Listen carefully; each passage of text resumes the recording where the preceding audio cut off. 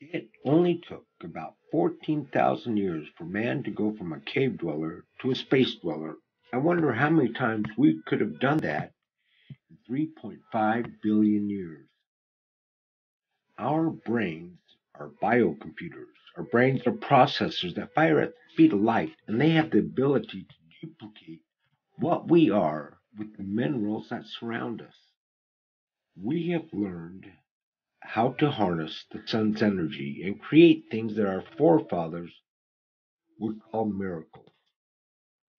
With the use of solar panels, we now have the ability to supply our energy demands without gobbling up our finite resources.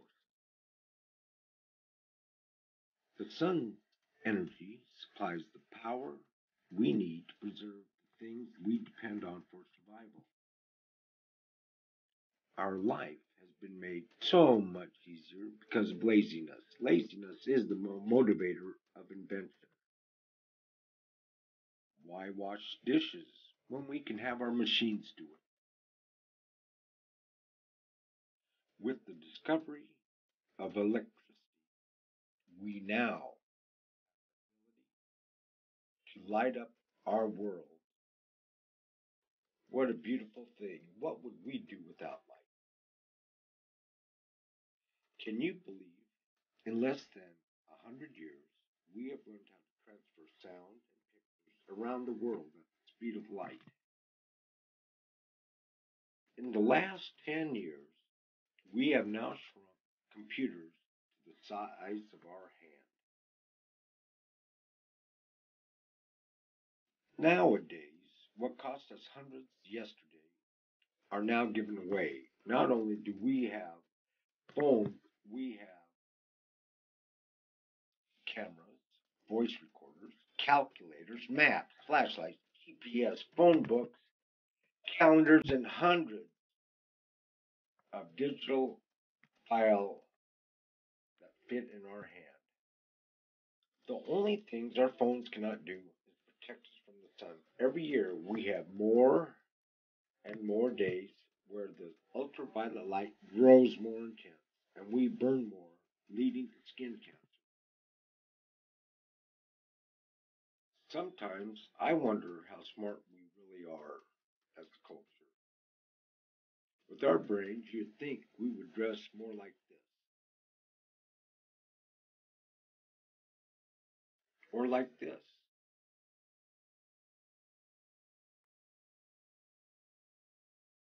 I myself created a double layer head cover that soaks up your sweat, and as wind blows by, you feel the cooling effects of a swamp cooler.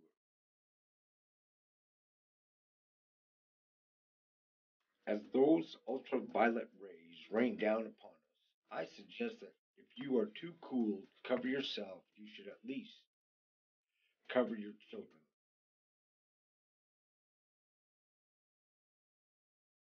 My family has been living in the desert for over 100 years. That was when the only air conditioner was a wet towel. My grandfather came here during the war and started building the Hoover Dam. My father, after the Navy, became a plumber and built the Flamingo Sahara Hotel. This was my lizard hunting.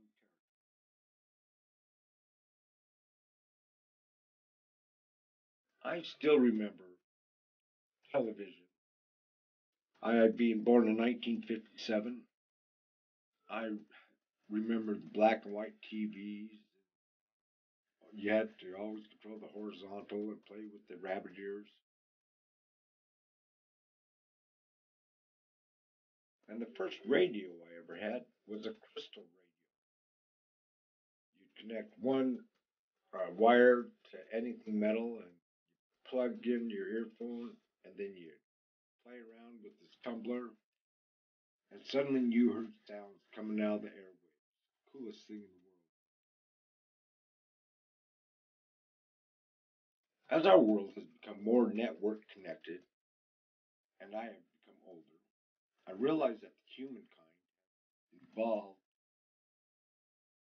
evolved in thought transfer since the beginning of time. and every culture left a legacy of their existence. I, in the Vegas Valley, I have found items that make you say, Before the first monkey in a cave during the Ice Age ever came up with an alphabet, he first, like our children today, would play with the mud he was sitting on. And in that mud, he'd make pancakes and mud balls. And when the mother said to the child, as she noticed the indentations in that ball her child had just made, and those indentations because of the firelight and shadows created, said, "Son, that's a reminds me of your grandmother." And the boy, wanting more praise, became very good at putting indentations into balls of clay. And by paying close attention to the eyes, feelings would transfer to the viewer. Salvador Dali had a dream at the start of his artistic journey.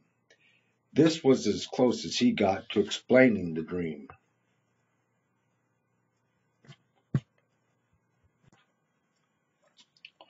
Somehow, someway, I have tapped into the souls of the past, and I wish to teach the children before they become so programmed that they no longer can tap into their ancient past.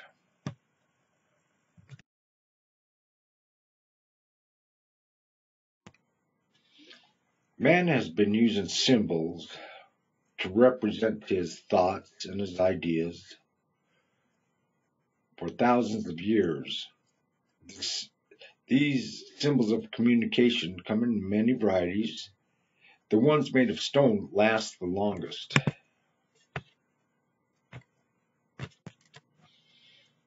In the last 10 years, I've spent every free moment searching for the pieces of the ancient past that go together as well as these pieces do.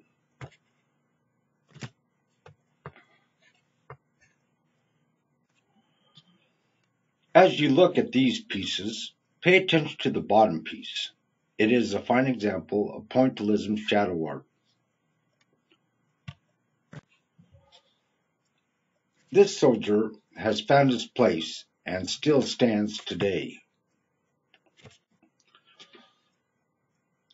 Just looking at this guy, I can hear him saying, "Do you hear me? Do you hear me? Hey you, do you hear me?"